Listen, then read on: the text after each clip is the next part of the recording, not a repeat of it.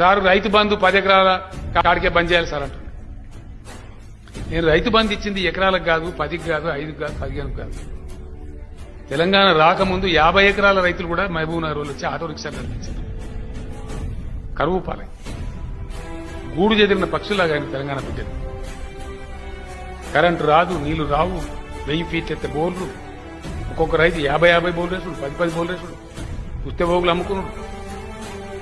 చెల్లా చెదురై గూడు చెదిరిన పక్షుల్లాగా అయినండి. ఇవాళ నాకు గుండెల నిండే సంతోషం ఉంది. మా ఎమ్మెల్యేలు చెప్తున్నారు, మా మంత్రులు చెప్తున్నారు, సార్ ఒక్కొక్క ఊర్లో బొడ్రాయి పండుగ చేస్తే లక్షలు ఖర్చు పెట్టి బ్రహ్మాండంగా జరుపుకుంటారు ప్రజలంటే. ఇంకంతకన్నా మనకు కావాల్సిన సంతోషం ఏంటని నేను చెప్తున్నాను.